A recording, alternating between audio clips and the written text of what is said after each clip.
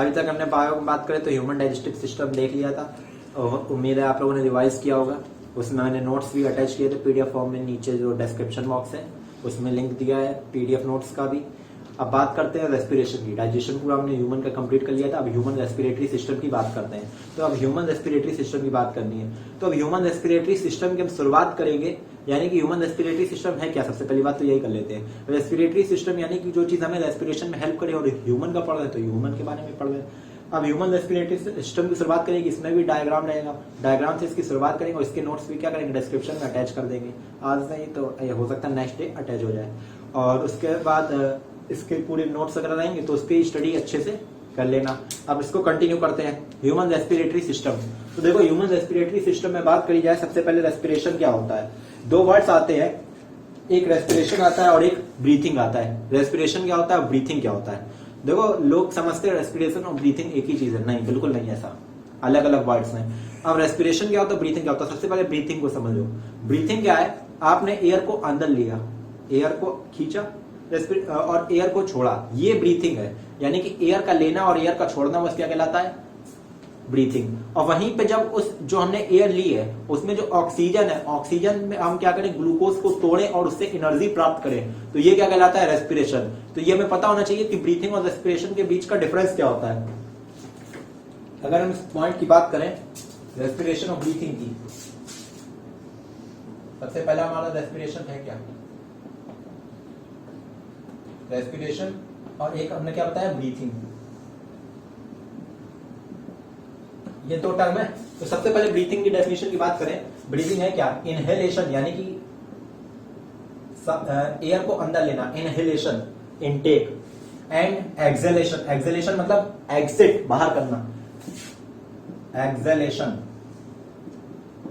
Of air is called breathing. ठीक, अब inhalation और एक्सहेलेशन, इन मतलब ही होता है अंदर लेना, एक्स मतलब एग्जिट यानी कि बाहर करना। अब रेस्पिरेशन क्या होता है, अब ये जो एयर तुमने ब्रीथ करके अंदर ली है, इससे क्या करना, ग्लूकोज को तोड़ के एनर्जी प्राप्त करना। यानी रेस्पिरेशन क्या है, it is a process, it is a process to get energy, energy प्राप्त करना, to get energy from digested food. Digested food mainly क्या होता है हमारा, glucose, example as glucose. It is a process to get energy from digested food with the help of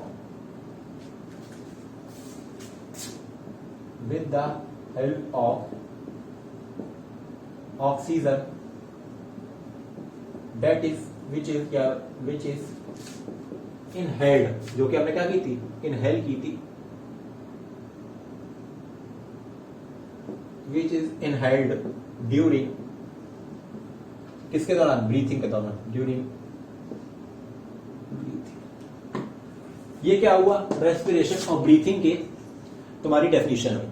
अब respiration और breathing की definition की बात कर ली, ये दो टर्म्स क्लियर कर लिया, रेस्पिरेशन क्या होता है, ब्रीथिंग क्या होता है। अब देखो रेस्पिरेशन के भी दो टाइप होते हैं, यहां पे मतलब बता दे रहे मोटा मोटा।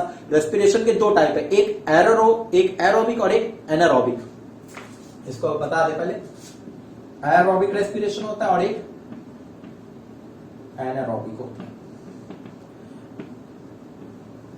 देखो एरोबिक रेस्पिरेशन, एरोबिक यानी कि in presence of air, air आ रही है, यानी कि ये क्या होता है, इन प्रेजेंस ऑफ एयर।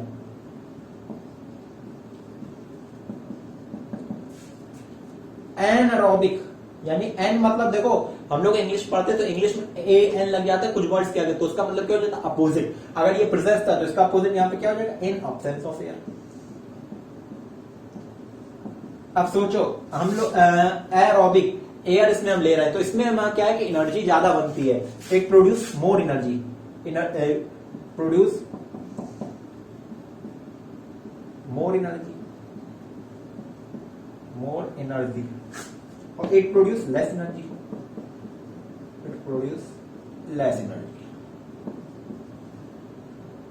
इसके बारे में डिटेल हम बाद में बात करेंगे, जब अभी न्यू और भी वीडियोस इस चैप्टर की डालेंगे लाइफ प्रोसेस की, तब इसको डालेंगे। देखो ये 2 पॉइंट हो गए। अब इससे देखो एरोबिक और एनारोबिक। अब ह्यूमन जो है मोस्टली कौन सा करता है, हम लोग क्या इतनी बड़ी बॉडी बिलियंस की संख्या में सेल्स हैं, तो उसे एनर्जी चाहिए ज्यादा, तो हम लोग कौन सा करना पसंद करेंगे? एरोबिक। तो इसका एग्जांपल क्या हो गया? ह्यूमन। एनारोबिक की बात करें, इसका एग्जांपल क्या होंगे? बैक्टीरिया होते हैं, ईस्ट होता है, ईस्ट जो तुम्हारा क्या करता है? इथेनॉल बनाता है, यानी इथेनॉल बोले दारू, ठीक है। तो ये सब प्रोड्यूस करते हैं, वो कौन से होते हैं? एनारोबिक। अब क्या एक क्वेश्चन, क्या ह्यूमन में भी एनारोबिक रेस्पिरेशन होता है? सोचो, होता है। जो जब हम लोग क्या करते हैं, बहुत तेज रनिंग वगैरह करते हैं तो हम लोग थकने लगते हैं, तो क्या होता है हमारी बॉडी, आप लोगों ने देखा होगा कि फिर दर्द होने लगती है, बहुत ज्यादा क्रैम्प्स आने लगते हैं। वो क्यों आने लगते हैं? क्या होता है कि उस दौरान हमारी बॉडी में भी क्या होता है? एनारोबिक रेस्पिरेशन हो जाता है, और वो कहलाता है लैक्टिक एसिड, मतलब जो लैक्टिक एसिड बनता है, तो लैक्टिक एसिड फर्मेंटेशन कहलाता है, वो हमारी बॉडी में होता है। तो उसमें क्या होता है, हमारी बॉडी में लैक्टिक एसिड बन जाता है, और जब वो लैक्टिक एसिड टूटता है, यानी कि उसका जब डिकम्पोजिशन होता है हमारी बॉडी में, तब वो पेन होता है। तो इसमें एग्जाम्पल क्या है? ह्यूमन की मसल्स में भी ये होता है एग्जाम्पल में। और क्या आ जाएगा? Human muscle. ये हो गया इसके मेजर एग्जाम्पल। अब ये हो गई एरोबिक और एनारोबिक बात। अब चलो एक चीज और बता दे रहे हैं। अब बताया इट प्रोड्यूस मोर एनर्जी और प्रोड्यूस लेस एनर्जी, ये बात बताया। अब इसको अगर समझना चाहो, एनर्जी का भी बहुत ज्यादा डिफरेंस होता है। अगर ये 100 जूल प्रोड्यूस करेगी, तो ये इसकी पता है, इसकी 7% मात्र नमक प्रोड्यूस होती है एनारोबिक में। अगर ये 100 कर दे तो इसका 7% कितना हो जाएगा? 7 जूल एनर्जी। अगर सोचो, अगर वहीं पे एक जो एरोबिक रेस्पिरेशन करता है वो 100 जूल एनर्जी प्राप्त करता होगा, और उतने ही ग्लूकोज से एनारोबिक में 7 जूल। मतलब मान लो मैंने ग्लूकोज 100 ग्राम लिया, उसको जब डाइजेस्ट किया तो 100 जूल एनर्जी मिली जब एरोबिक किया। अगर वही 100 ग्राम ग्लूकोज एनारोबिक वाला डाइजेस्ट करेगा तो उसे कितनी एनर्जी मिलेगी? 7 जूल केवल। बहुत कम एनर्जी। सोचो 93 का फर्क आ गया, कितनी कम हो गई। जब अगर 1000 होती तो 70 हो जाती, मतलब 93% का फर्क है, तो बहुत ज्यादा फर्क है। तो ये था रेस्पिरेशन की बात। अब ब्रीथिंग की बात करें तो ब्रीथिंग के लिए आता है कि हम लोग ब्रीथ करते कैसे हैं, आता है कि ब्रीथ करते कैसे। तो ब्रीथ के लिए हम लोग क्या करते हैं, एक हम लोग पढ़ते हैं इनहेलेशन, यानी कि जब हम लोग सांस को अंदर लेते हैं, और एक पढ़ते हैं एक्सहेलेशन, यानी कि जब हम क्या करते हैं, एयर को बाहर निकालते हैं। ठीक, सब इसको हटा दें।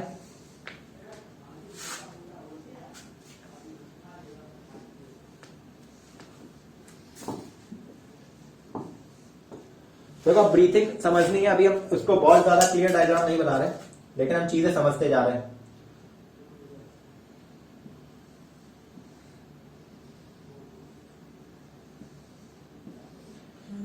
ये हमारे क्या होते हैं, आप लोग इतना तो उम्मीद करते हैं पता ही होगा, ये लंग्स होते हैं, और ये निकलता है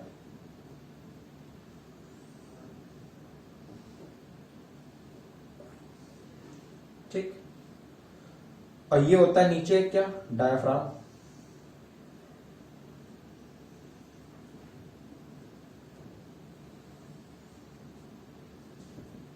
डायाफ्राम।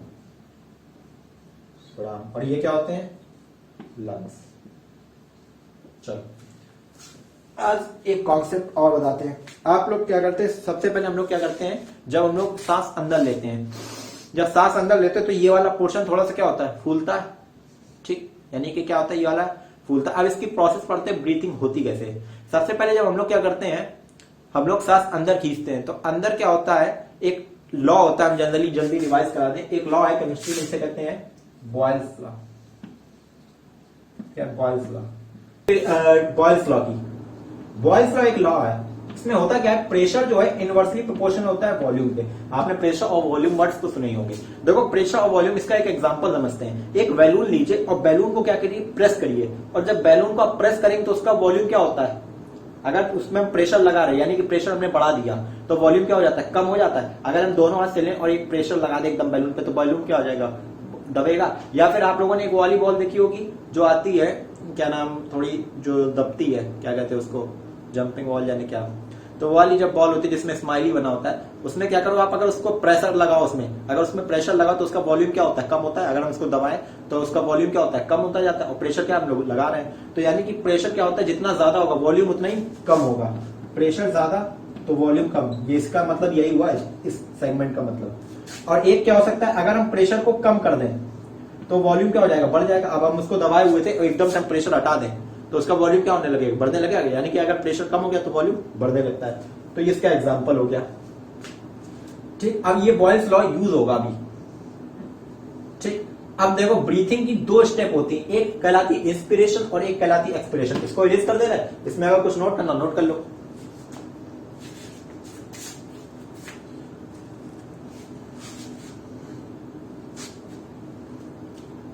देखो ब्रीथिंग की दो स्टेप होती है, एक होती है इंस्पिरेशन और एक होती है एक्सपिरेशन। अब इंस्पिरेशन क्या होता है, देखो अभी इनहेलेशन वर्ड यूज हुआ था, इसी के लिए होता है, यानी कि inhalation of air is called inspiration, यानी कि सांस को अंदर लेना, इनहेलेशन ऑफ एयर। और ये क्या होगा, एक्सहेलेशन। इसके बीच डिफरेंस हो जा रहे थोड़े से। अच्छा सोचो, जो एयर हम लोग लेते हैं उसमें जनरली ऑक्सीजन रिच एयर होती है, तभी तो ले रहे हैं क्योंकि हमारी बॉडी को क्या चाहिए, ऑक्सीजन। तो ये कैसी एयर होती है, ऑक्सीजन रिच एयर होती है। ब्रैकेट में क्या लिख सकते हैं, ऑक्सीजन रिच एयर, या इसी का अलग पॉइंट बना सकते हैं। जो एयर होती है वो कैसी होती है, ऑक्सीजन रिच होती है। और जो हम लोग छोड़ते हैं वो कैसी होती है, उसमें कार्बन डाइऑक्साइड ज्यादा होती है, क्योंकि हमारी बॉडी क्या करती है, ग्लूकोज को क्या करती है, तोड़ती है ऑक्सीजन की मदद से, किसमें, कार्बन डाइऑक्साइड में। तो रिलीज क्या करते हैं, कार्बन डाइऑक्साइड। तो ये कैसी एयर होती है, CO2 rich air. CO2 rich air short में लिखते हैं, CO2 रिच एयर। तो ये हुआ इंस्पिरेशन और एक्सपिरेशन। अब ये होता कैसे है, तो इसके बारे में पढ़ना है। तो अब देखो इंस्पिरेशन होता क्या है, यानी कि हमें सांस को अंदर खींचना है। तो अब सांस को अंदर खींचना, एयर क्या जानी है, अंदर जानी है। यानी कि आप सोचो, ये अब एयर कब अंदर जा सकती है, जब बाहर प्रेशर क्या हो जाए, ज्यादा, क्योंकि हमने बताया चीजें हमेशा ज्यादा प्रेशर से कम प्रेशर की तरफ जाएंगी। ये एक लॉ है। कोई भी चीज आप अगर ऊपर रखो नीचे रखो, वाटर जो होता है हमेशा अगर आप दो लेवल पे, एक ऊपर एक नीचे, तो हमेशा क्या होता है, ऊपर से नीचे जाएगा। कोई भी चीज अपनी ज्यादा अमाउंट से कम अमाउंट की तरफ जाएगी, तो ये लॉ है। तो अब ये मतलब नेचुरल चीज है, इसमें कोई आप लोगों ने ऑब्जर्व किया होगा, कोई भी चीज अगर एक ज्यादा हो एक कम हो तो हमेशा क्या ज्यादा से कम की तरफ जाएगी। तो अब यही चीज है, अगर क्या है कि दो प्रेशर का आया, एक हाई प्रेशर एक लो प्रेशर, तो चीजें कहां फ्लो होगी, हाई प्रेशर से लो प्रेशर की तरफ। अब हमें, अब सोचो अपने साथ भी यही करना है, हमें एयर को अंदर लेना है। तो ज्यादा प्रेशर कहां होना चाहिए, बाहर, और कम प्रेशर अंदर। भाई जब ज्यादा प्रेशर से कम प्रेशर की तरफ जाएगी, अगर बाहर ज्यादा होगी तभी तो एयर अंदर जा पाएगी। भाई ये फिगर है, हमें क्या करना है, एयर को क्या कराना है, अंदर की तरफ मूव कराना है। ये मान लिया हमने नोज है, तो हमें क्या करना है, एयर को अंदर मूव कराना है। जब एयर को मूव कराना, तो यहाँ प्रेशर कैसा होना चाहिए, लो प्रेशर, और यहाँ पे हाई प्रेशर, तभी तो हाई प्रेशर से लो प्रेशर की तरफ जाएगी। अब हाई प्रेशर कम कराना है तो और लो प्रेशर कराना, अब ये हो कैसे सकता है, हम लोग यहाँ का वॉल्यूम चेंज कर सकते हैं अंदर का।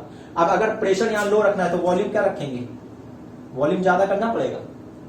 अगर हमें प्रेशर यहाँ क्या करना है, लो करना है, तो वॉल्यूम क्या करना पड़ेगा, ज्यादा। और यहाँ पे क्या होगा, अब बाहर तो एनवायरमेंट, बाहर का तो हम कुछ कंट्रोल कर नहीं सकते। तो यानी कि क्या करें, हम अंदर का वॉल्यूम बढ़ा लें। तरीका क्या है, हम अगर अंदर वॉल्यूम बढ़ा लेंगे तो क्या होगा, प्रेशर कम हो जाएगा, प्रेशर कम हो जाएगा तो बाहर प्रेशर से अंदर चीज आ जाएगी। अब इस चीज को एक बार समराइज करते थे, हमें पता है इसमें कंफ्यूजन होता है लोगों को। इंस्पिरेशन में क्या होता है, इनहेलेशन करना एयर का, यानी कि एयर अंदर जानी है। अब एयर अंदर कब जाएगी, जब बाहर प्रेशर हो ज्यादा और अंदर हो कम। अब अगर अंदर प्रेशर हमें कम रखना है, अच्छा प्रेशर कम रखना है, तो वॉल्यूम क्या होना चाहिए, ज्यादा। तो अब हम वॉल्यूम बढ़ाएंगे, तभी हम क्या होता है, जब हम लोग सांस लेते हैं तो हम लोगों का वॉल्यूम क्या हो जाता है, बढ़ जाता है, चेस्ट वगैरह एकदम हाई हो जाती है थोड़ी सी।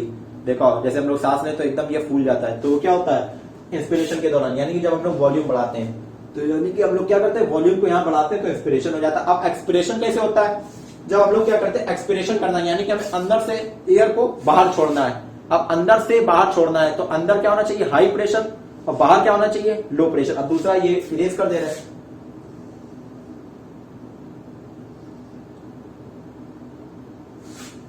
देखो अब हमें क्या करना है, एयर को बाहर छोड़ना है। जब एयर को बाहर छोड़ना है तो यहाँ प्रेशर कैसा होना चाहिए, ज्यादा, तो हाई प्रेशर पे होना चाहिए, और ये लो प्रेशर।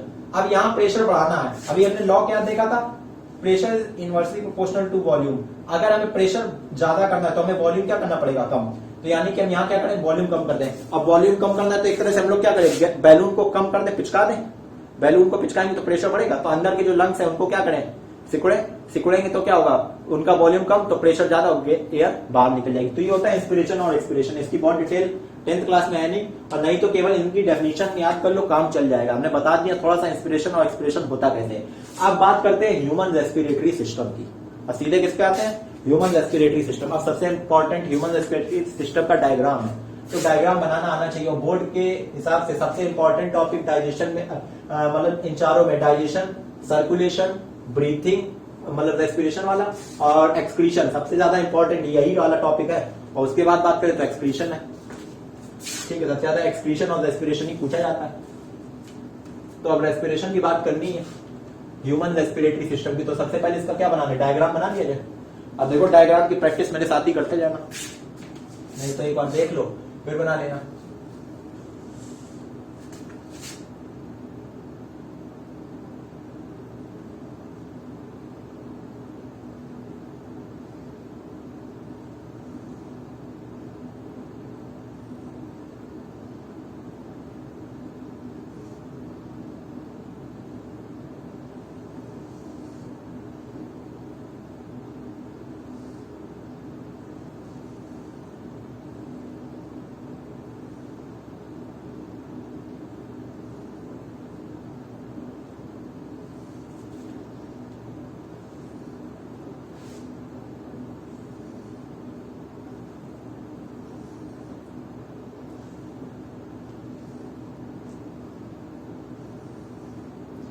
बॉडी बिल्डर लग रहा था, इधर वाला बॉडी बिल्डर आप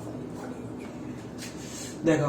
अब ह्यूमन रेस्पिरेटरी सिस्टम की बात करें तो ये तो हो गई उसकी आउटलाइन, तो आउटलाइन भी हो गई। अब बात करते हैं ह्यूमन रेस्पिरेटरी सिस्टम की। तो देखो ह्यूमन रेस्पिरेटरी सिस्टम की शुरुआत कहां से होती है, लंग्स से, वो लंग्स से कहेंगे नोज से। भाई सबसे पहले आपके लिए क्या आ रहा है, नोज आ रही है, और नोज के बोले तो ये दो ओपनिंग्स आती हैं जिनको क्या कहते हैं, नॉस्ट्रिल। तो सबसे पहले क्या आता है हमारे पास, दो नॉस्ट्रिल आती हैं। तो भाई चलो क्या बनाई जाए, दो नॉस्ट्रिल बनाई जाए। ये क्या हो गया, नॉस्ट्रिल।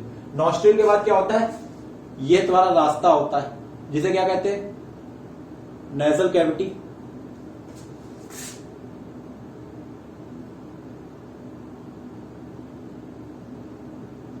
और ये आपकी मुंह वाला पार्ट, मुंह वाला जो पोर्शन है वो भी यहां पे मिल जाता है।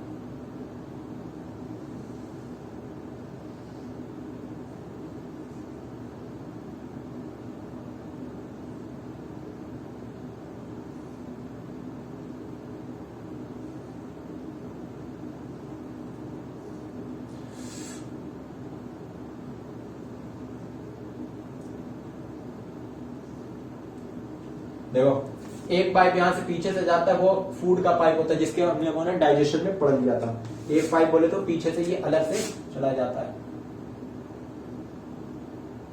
ये होता है फूड पाइप। फूड पाइप जो हम लोग पढ़ चुके हैं। ये होता है आपका ट्रैकिया नीचे जो आता है। ये क्या हुए थे, नॉस्ट्रिल्स। नंबर में कितने होते हैं, दो होते हैं, 2 इन नंबर, ठीक। ये क्या कहलाएगा, नेजल पैसेज, नेजल पैसेज। अब देखो ये हम एक बार बता चुके हैं, जहां पे आपका क्या नाम, नेजल पैसेज और माउथ ज्वाइंट होते हैं, ये पोर्शन क्या कहलाता है, फेरिंग्स। क्या, फेरिंग्स, ठीक। ये हुआ माउथ वाला पोर्शन। अब देखिए यहां पे क्या है, जहां पे आप लोग बोलते हैं, अगर बोलने के बाद यहां पे हाथ रख के गले पे, तो देखिए कुछ वाइब्रेशन सा फील होता है। यहां पे क्या पाया जाता है, अपना साउंड बॉक्स। साउंड बॉक्स को कहते हैं लैरिंग्स, यानी कि जो आवाज प्रोड्यूस करने में हेल्प करता है। ये आप लोग हाथ रखिए तो देखिए आवाज यहाँ फील होगा कि कुछ वाइब्रेट हो रहा है। तो यहाँ यानी कि नेक वाले रीजन पे क्या पाया जाता है, लैरिंग्स नाम का एक साउंड बॉक्स। ये क्या पाया जाएगा, इसे कहते हैं लैरिंग्स। लैरिंग्स, इसको क्या कहते हैं, साउंड बॉक्स।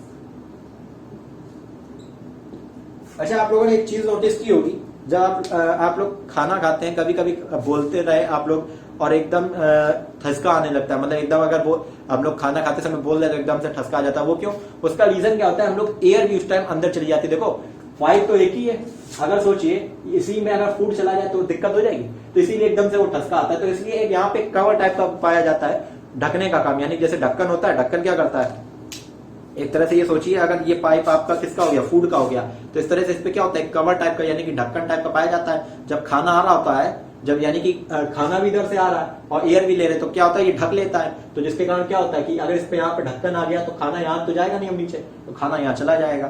तो यहाँ पे एक फ्लैप पाया जाता है कार्टिलेज का, क्या पाया जाता है, ये फ्लैप। इसको क्या कहते हैं, इस फ्लैप को ये एपिग्लॉटिस कहते हैं, एपिग्लॉटिस। कार्टिलेजिनस फ्लैप होता है, क्या होता है, CAR, कार्टिलेजिनस फ्लैप, इसका काम क्या होता है, ये खाने को ट्रेकिया में नहीं जाने देता। अब ये हो गया ट्रेकिया। ट्रेकिया हम देखिए थोड़ा सा इसको पाइप को, बल्कि ये चौड़ा पाया जाता है, इसको थोड़ा सा चौड़ा कर लिया जाए।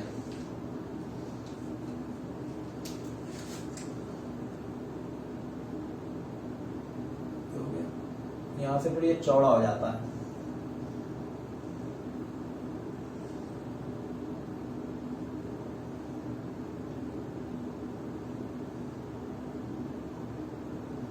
ये हो गया कौन सा पाइप, ट्रेकिया।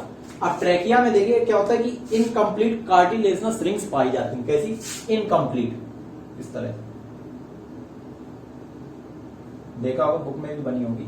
ये क्या होती है, इनकम्प्लीट होती है। इनकम्प्लीट का मतलब क्या दिया वो बता रहे हैं, ये क्या है, कार्टिलेजनस रिंग्स, कार्टिलेजनस रिंग्स। और ये कैसी होती है, इनकम्प्लीट, बोले तो she shape, incomplete she shape. अब ये क्यों पाई जाती है, देखो क्या होता है, आप लोग क्या करते हैं, कई दौरान हम लोगों ने ये सांस ली तो उस दौरान क्या होता है, एकदम जब हम क्या करते हैं, अगर आप किसी कोई प्लास्टिक बोतल ले हल्की और उससे क्या करें, एकदम से उसकी एयर आप लोग निकालें तो क्या होता है, वो एकदम बोतल पिचक सी जाती है। तो ऐसे क्या होता है, जब हम लोग भी एयर बाहर छोड़ देते तो ये है तो एक तरह से पाइप ही, तो पाइप क्या होगा, पिचक जाएगा। अगर पाइप पिचक गया तो फिर अगर एयर लेंगे तो अंदर जाएगी कैसे, दिक्कत हो जाएगी, तो इंसान मर सकता है। तो इसके लिए क्या इनकम्प्लीट कार्टिलेजनस रिंग्स पाई गई। भाई इनकम्प्लीट होने का रीजन है क्या है कि ये तुम्हारे पीछे फूड पाइप है, तो फूड पाइप अगर कंप्लीट होती तो फूड पाइप को दिक्कत होती, इसलिए कंप्लीट नहीं पाई जाती है। तो फूड इस तरह से होती है, मतलब देखिए रिंग पीछे से कैसी है, खुली है, और आगे से क्या है, आगे से पूरा ट्रेकिया को कवर कर दी। जैसे हमारा ये है, आगे ट्रेकिया होता है, आगे है ट्रेकिया वाला, फूड पाइप जो है वो पीछे होता है, तो ये है, तो इस तरह से रिंग होगी। पीछे से क्या खुली होंगी लेकिन आगे से कैसी दिख रही है, कवर, इसीलिए हमने कैसी बनाई, कवर्ड बनाई। अब देखो अगर ये पीछे से खुली है तो ये देखिए शेप कैसा दिख रहा है, शी शेप हो गया, ये कैसा शेप हो गया, सी हो गया। तो इसीलिए क्या किया है, इनकम्प्लीट शी शेप, क्योंकि इनकम्प्लीट ऐसी है, कंप्लीट तो है नहीं, रिंग पूरी कंप्लीट तो है नहीं, इसलिए इनकम्प्लीट कर दिया। और इनका शेप कैसा आया, सी, तो ये कैसी होगी, इनकम्प्लीट शी शेप। अब ये हो गया ट्रेकिया तक की कहानी, यहां तक के उसके बाद अब क्या शुरू होता है, नेजल। अब हमारा क्या होगा, यही पाइप क्या कहलाएगा, डिवाइड होगा, और इसको क्या कहेंगे, ब्रोंकाई। ट्रेकिया किसमें डिवाइड हो जाता है, ब्रोंकाई में। चलिए अब ये क्या होगा, दो भागों में बढ़ जाएगा। अब ये दो भागों में बटेगा तो क्या होगा, यहां पे भी कार्टिलेजनस रिंग्स आती हैं बराबर, यहां पे भी क्या होगा, कार्टिलेजनस रिंग्स आएंगी। अब क्या होगा, यहां पे क्या आएगा, लंग्स, और लंग्स बनाना है।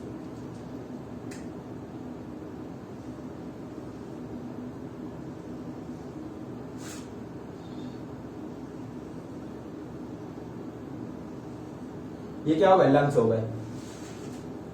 अब लंग्स हो गए, अब ये क्या आई, ब्रोंकाई। इस पार्ट को क्या कहते हैं, ये जो डिवाइड हो गई इनको क्या कहते हैं,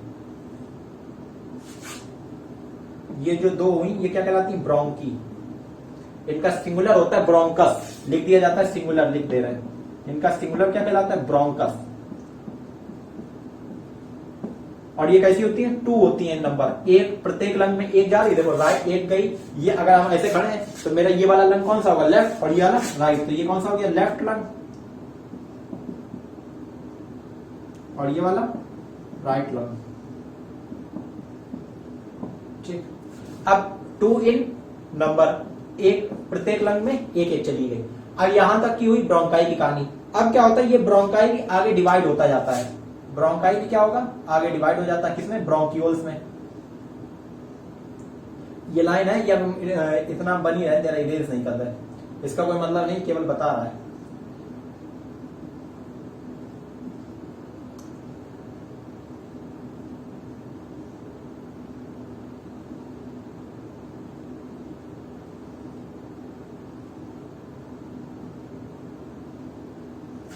ऐसे इधर भी देखिए फैली होंगी।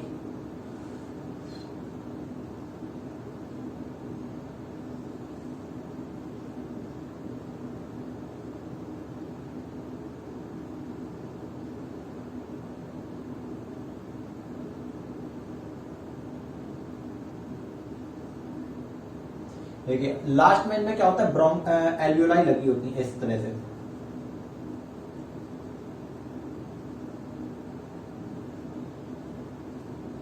ये क्या लग गई लास्ट में, एल्वियोलाई।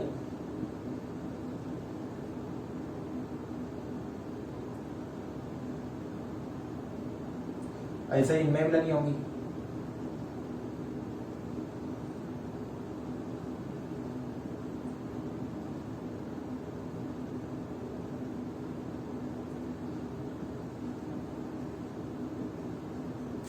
अब देखिए ये हो गई एल्वियोलाई, क्या हो गई एल्वियोलाई, और ये क्या हो गया पार्ट ब्रोंकियोल्स।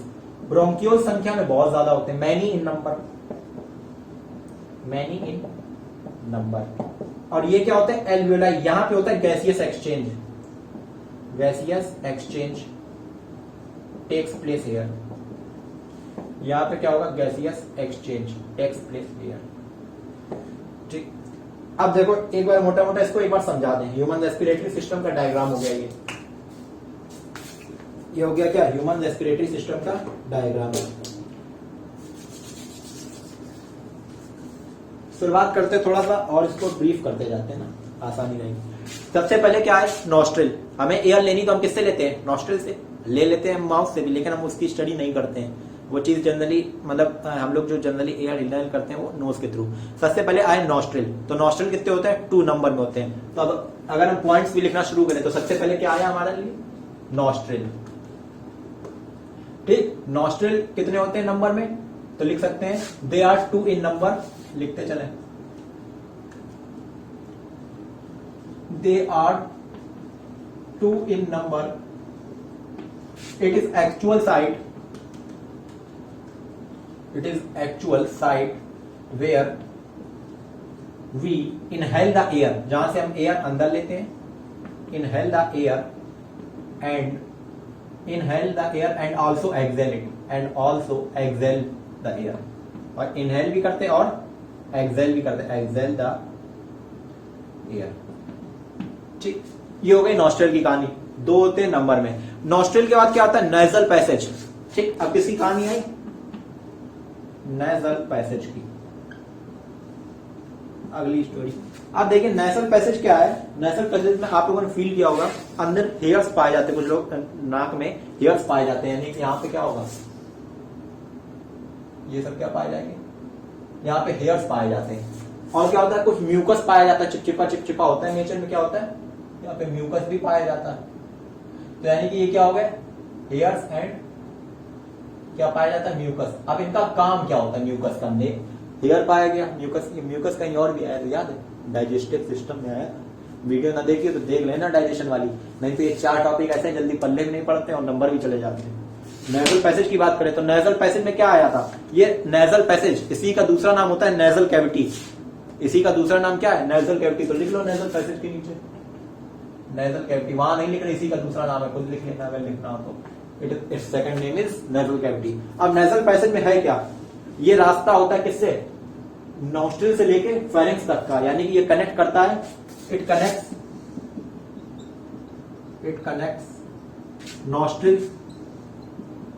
नॉस्ट्रिल्स टू किस कहां तक फेरिंक्स तक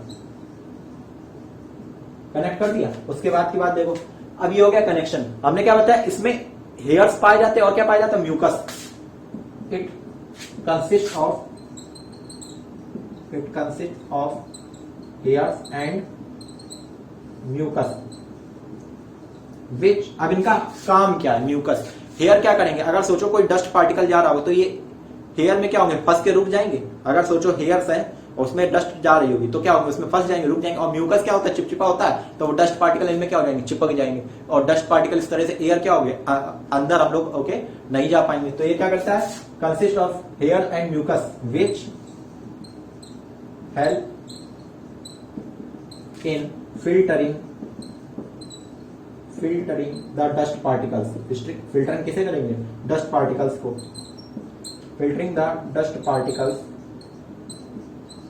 टू इंटर, जिससे वो ना घुस पाए किसमें, टू इंटर किसमें घुसने से रोकेंगे, टू इंटर इन फेरिंग्स कह सकते हैं, फेरिंग्स में नहीं जाने देंगे। ठीक, तो अब इसको एक नोट भी करते चले साइड में। सबसे पहले हमने क्या देखा, ये पूरा ब्रांच बनता जाएगा। सबसे पहले हमने क्या देखा नॉस्ट्रिल के बाद क्या आया नेजल पैसेज अब नेजल पैसेज के बाद क्या आएगा? देखो नेजल पैसेज की स्टडी करनी। अब नेजल पैसेज के बाद क्या आया? फेरिंग्स। तो अब इसके बाद क्या आएगा? इसके नीचे ऐसा लिख दिया फेरिंग्स। अब फेरिंग्स क्या होता है? इसको इधर इधर इरेज कर दे रहे।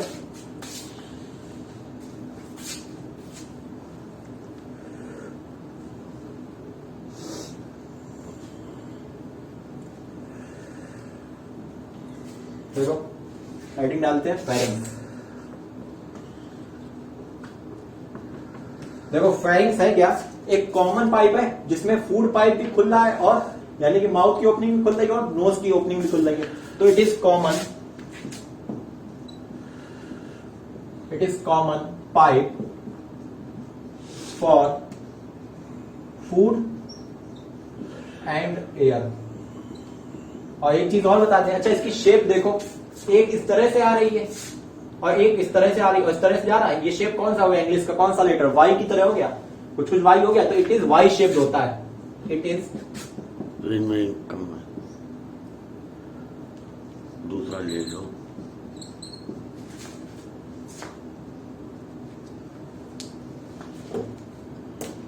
It is Y shaped. अब बात करें फेरिंग्स। ये हो गया फेरिंग्स। फेरिंग्स के बाद क्या आया आपका? फूड पाइप के बारे में पूरी डिटेल्ड स्टडी हो चुकी है डाइजेशन में। फेरिंग्स के बाद क्या आया? ये ओपनिंग हमारी कौन सी आई? लैरिंग्स। लैरिंग्स क्या होता है? और लैरिंग्स से पहले क्या आया? एपिग्लॉटिस आया। देखो ये गए तो लैरिंग्स से पहले क्या आया? एपिग्लॉटिस।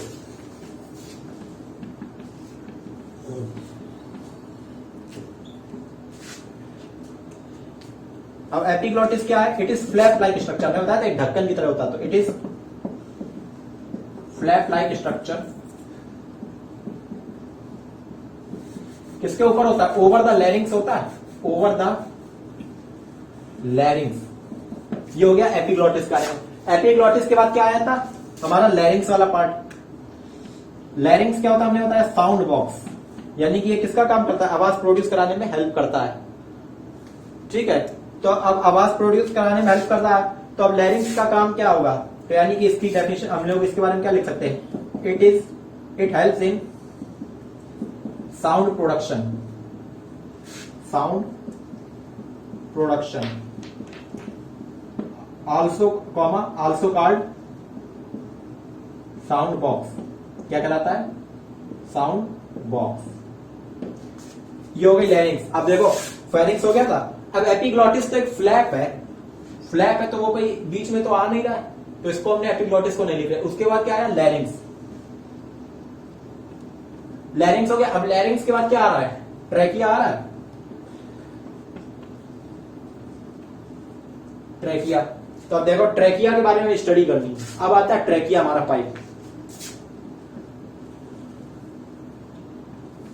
ट्रैकिया। ट्रैकिया क्या होता है? इसी का दूसरा नाम होता है ट्रैकिया का दूसरा नाम। ट्रैकिया लिखा नहीं? ट्रैकिया। ट्रैकिया का दूसरा नाम हमारा क्या है? Wind pipe. जैसे ओसोफेगस को क्या कहते थे? ओसोफेगस को कहते थे फूड पाइप। इसको क्या कहते हैं? Windpipe. It is also known as windpipe. It is also known as wind pipe.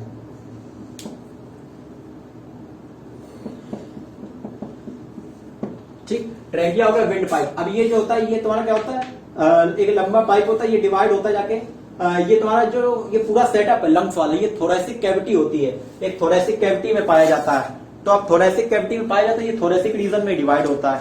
तो फिलहाल इतना जानने का ये है नहीं। तो ट्रैकिया क्या है? विंड पाइप को कहते हैं। इसमें भी क्या होता है कि कुछ अंदर डस्ट, ये भी क्या करता है? एयर। इसमें भी क्या होता है? हल्के हल्के हेयर्स पाए जाते हैं। तो ये भी क्या करता है?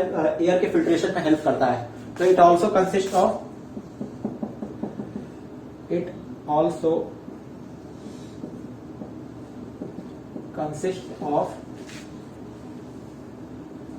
hairs which help in filtration.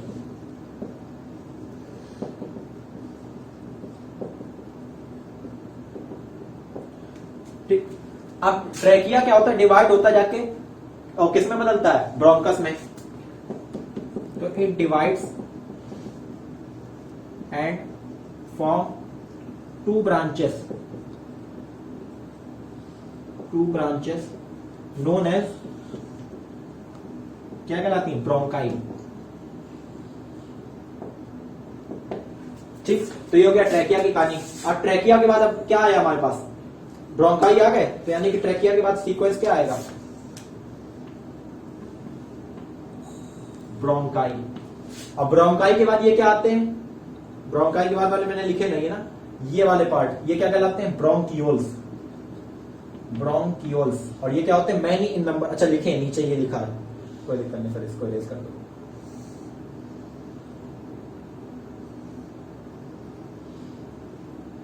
अब ब्रोंकियोल्स आएंगे, तो ब्रोंकी के बाद क्या आएंगे,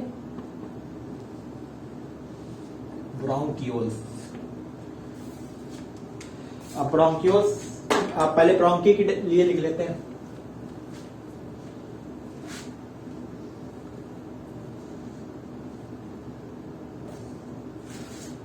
हेडिंग डालते क्या, ब्रोंकाई। तो यानी कि ये डिवाइड क्या होता था, ट्रैकिया डिवाइड होता था, और ट्रैकिया में एक पॉइंट और लिख सकते हैं पहले, रुक जाओ, ये था it is known as bronchi. It also consist of incomplete, सबसे इंपॉर्टेंट पार्ट तो भूल ही गए थे, complete incomplete cartilaginous rings, cartilaginous C shape rings, पूरा लिख लो, कार्टिलेजिनस शी शेप रिंग्स। इनका काम क्या होता है, विच प्रिवेंट, ये क्या करती थी, कोलैप्सिंग रोकती थी, विच प्रिवेंट कोलैप्सिंग ऑफ किसकी, ट्रैकिया, ट्रैकिया का दूसरा नाम wind pipe, which prevent collapsing of wind pipe. ये हो गई इसकी पूरी बात, इसको एक बार बोल देना अगर बाई चांस नीचे ना दिख रहा हो। तो ये क्या काम करता था, अगर तुम्हारा इनकम्प्लीट कार्टिलेजिनस रिंग क्यों पाई जाती थी, जिससे ट्रैकिया क्या हो, कोलैप्स ना हो, तो क्या लिखा है, it also consist of incomplete cartilaginous rings, incomplete cartilaginous C shape rings which prevent collapsing of windpipe, जो क्या करता है, विंड पाइप की कोलैप्सिंग को रोक देता है। उसके बाद आता है ब्रोंकाई, ब्रोंकाई में भी तुम्हारे ये सब सी शेप रिंग्स पाई जाती है। तो ब्रोंकाई क्या होगा, डिवीजन ऑफ ट्रैकिया, ये क्या होता है, ट्रैकिया डिवाइड होता है, तो division of trachea in two parts forms bronchi, ये क्या बनाते हैं, ब्रोंकाई बनाते हैं। They are two in number, ये नंबर में कितने होते हैं, दो होते हैं, तो they are two in number. One bronchi, एक ब्रोंकाई किसमें जाती है, लेफ्ट लंग में, one bronchi goes to left lung, while, जबकि एक कहां जाएगी, राइट लंग में, तो वाइल वन ब्रोंकाई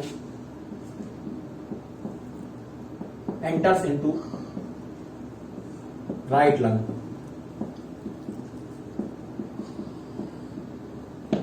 अब ये हो गई ब्रोंकाई की बात। ब्रोंकाई के बाद क्या होता है, ब्रोंकियोल्स। अब किसके बारे में लिखना है,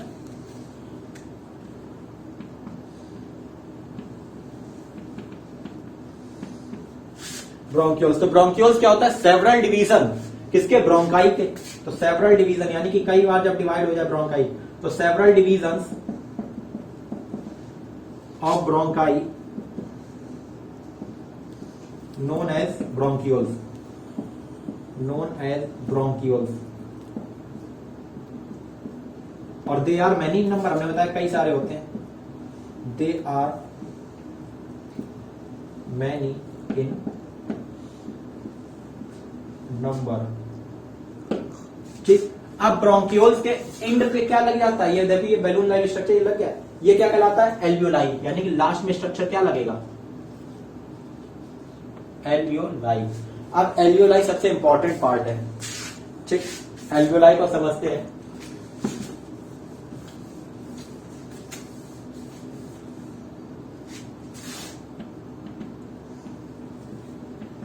देखिए एल्वियोलाई होता क्या है, एल्वियोलाई सबसे इंपॉर्टेंट पार्ट है जहां पे गैसेस का एक्सचेंज होता है। एक्सचेंज मतलब O2 हमारी बॉडी में अंदर आ जाती है ब्लड में, और CO2 क्या हो जाती है, ब्लड से बाहर आ जाती है, यानी कि ब्लड से बाहर मतलब एयर में डाल दी जाती है, जिससे कि वो बाहर बॉडी से निकाली जा सके। तो यानी कि क्या है, it is actual site where gaseous exchange takes place, where gaseous exchange takes place. किसके बीच में होता है? Between O2 and CO2, oxygen and carbon dioxide के बीच में एक्सचेंज होता है O2 एंड CO2। अब ये होता क्या है? जब ये एल्वेलाई जो है बिल्कुल क्या है, ब्रोंक्यूल्स के टिप पे पाई जाती है, तो इट इज अ स्ट्रक्चर। ये क्या होता है? स्ट्रक्चर होता है found at the tip of bronchioles के बिल्कुल टिप वाले पार्ट पे पाया जाता है। ठीक, अब देखिए एल्वेलाई का अगर हम एक स्ट्रक्चर की बात करें, ये होता कैसा है, इसको थोड़ा सा हम समझ लेते हैं। ये एक बार नोट कर लीजिए, ये पूरा रिटन वाला पार्ट पूरा हो गया। थोड़ा सा ब्रोंक्यूल्स एल्वेलाई के बारे में एक चीज और बता दें।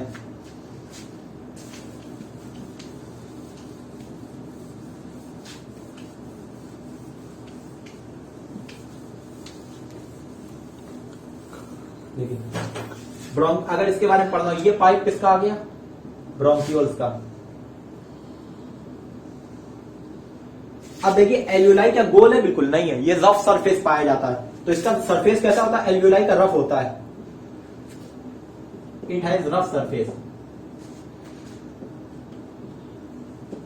It has rough surface. अब इसका सरफेस रफ क्यों होता है? इसका रीजन क्या है? जितना ज्यादा रफ होगा, यानी कि जितना ज्यादा उबड़ खाबड़ होगा, उतना ही ज्यादा एरिया होगा। ये हमने किसमें एक्सप्लेन किया? डाइजेशन वाले में एक्सप्लेन किया है कि वहां पे बिलाई का सरफेस एरिया क्यों बढ़ जाता था। तो it has surface area, it has rough surface area, it has rough surface because due to this surface area increases. जिसकी वजह से क्या हो जाता है? सरफेस एरिया बढ़ जाता है। सरफेस एरिया फॉर रेस्पिरेशन या फॉर ब्रीथिंग इंक्रीजेस। यहां पे ब्रीथिंग या रेस्पिरेशन कुछ भी यूज कर लो, इंक्रीज। अब ये होता क्या था? देखिए यहां पे क्या होता है, ये तो हमने बना दिया एक एल्वेलाई का स्ट्रक्चर। ये वाला पार्ट कौन सा हो गया? ब्रोंक्यूल। इसमें क्या होता है? ब्लड, ऐसे ब्लड वेसल्स बह रही हो, ब्लड वेसल्स होती हैं।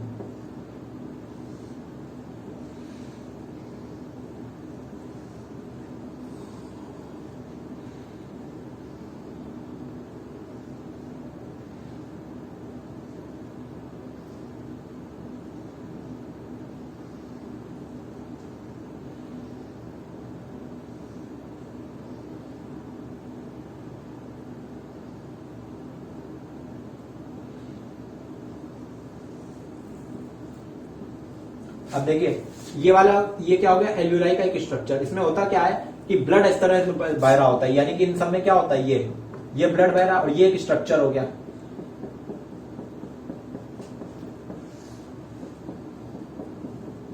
ये जितना ये रेड है, इसमें क्या हो रहा है? इन सब में पूरे में ब्लड बह रहा है।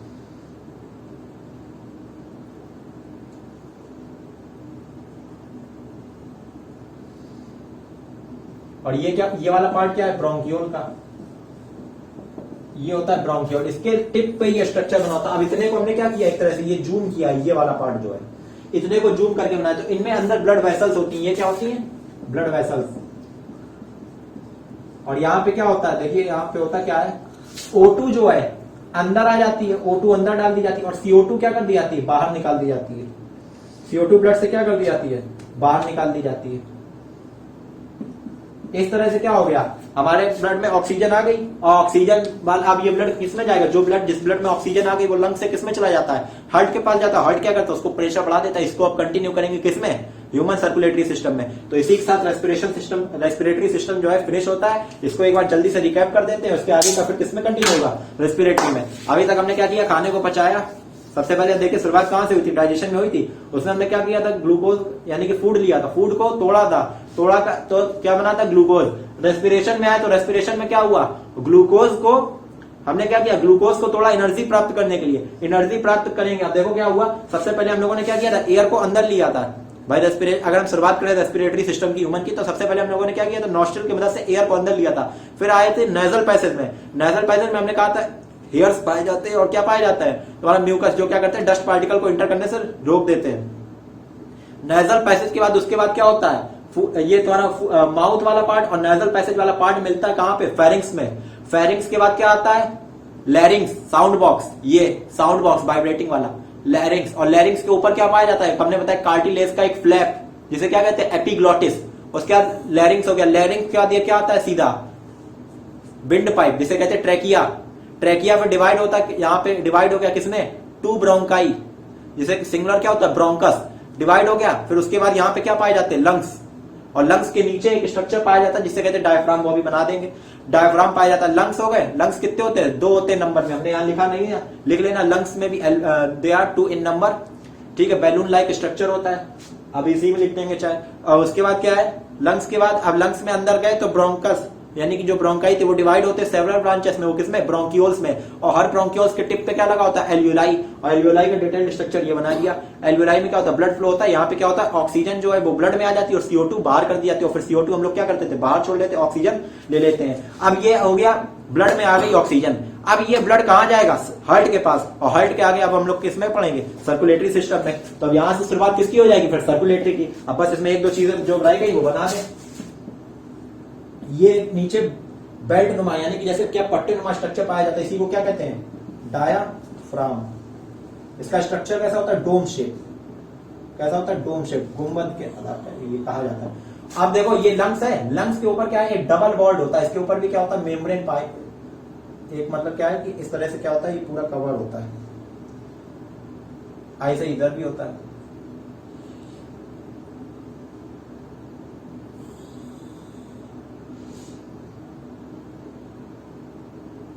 ये क्या होता है, लंग्स के ऊपर मेम्ब्रेन पाई जाती है जिसे क्या कहते हैं, pleura, pleura, membrane of lung,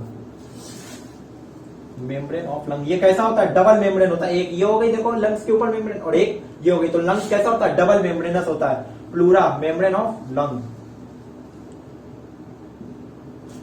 ये क्या हो गया, प्लूरा कैसी होती है, डबल, एक ये हो गई, एक ये हो गई, तो क्या होती है, डबल मेम्ब्रेनस होता है, डबल मेम्ब्रेनस। और ये क्या हो गया, लंग, लंग के लिए इधर तो आ नहीं पाएगा तो इसको इधर लिख दे रहे हैं। ये क्या हो गया, लंग हो गया, एक पॉइंट क्या हो गया, 2 इन नंबर, नंबर में कितने होते हैं, 2। Balloon like structure, balloon like structure होते हैं। और ये किसके बीच में, यहाँ पे देखो ये क्या है, तुम लोगों के लंग्स हैं, तो ये लंग्स किसके बीच में होते हैं, लंग्स एकदम सेफ रखे जाते हैं, किसके बीच में, यहाँ पे क्या होता है, रिब्स पाई जाती हैं, यानी कि पसलियां जिसे हम लोग कहते हैं, यहाँ पे क्या पाई जाती हैं, रिब्स। और रिब्स में बिल्कुल क्या होते हैं, लंग्स कैसे होते हैं, सेफ होते हैं, जैसे यहाँ पे भी होती हैं। अब सोचो इसको एक तरह से बाहर से क्या हो गया, बिल्कुल प्रिवेंशन मिल गया। तो प्रिवेंटेड बाई, क्या लिख सकते हैं, प्रिवेंटेड